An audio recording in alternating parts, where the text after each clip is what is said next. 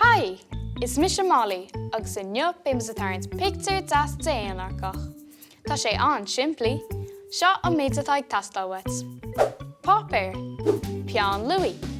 Dahanna, is féidir cibé dahanna tá áit sa mála a úsad. Ealaín, dús, fád a Peán Louis, agus tharraingt cleagan an Aonadharcaí.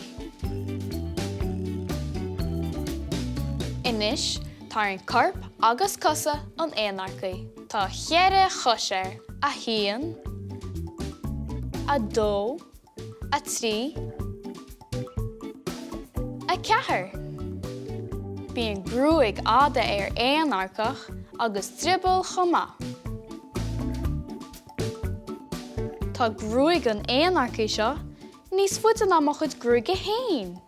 Tugtar Aonadharcach orthu mar go bhfuil oidhreacht ar a gcleagan acu. Is féidir línta tharraingt ar arcair leis mar mhaisiúchan, chur crí beag deas ar chomá. Chur muid clúsa ar anois, ionas go mbeidh sé in an cloisteáil. Ceach bhfuil a Gailge libh? Tá mise beag nach críochnaí, tarneamh muid súl, béal agus srón ar anois.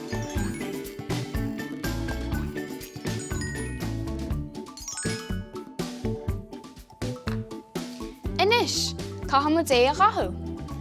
Measú cin na dahanna a úsad is me, is sprálam san na dahannaí sin, báindarach agus curcra. Tá má chun é a rathu go deas néata idir na línte.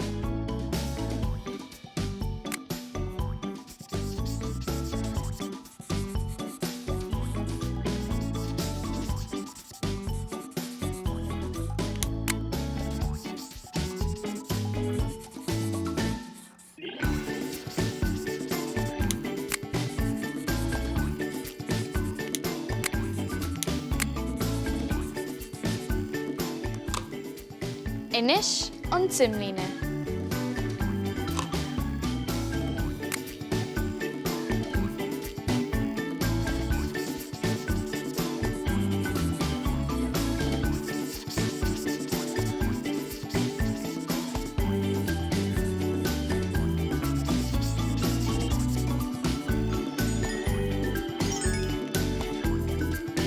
Támuid ré, nach bhfuil Aonadharcach beag chomhlódsa.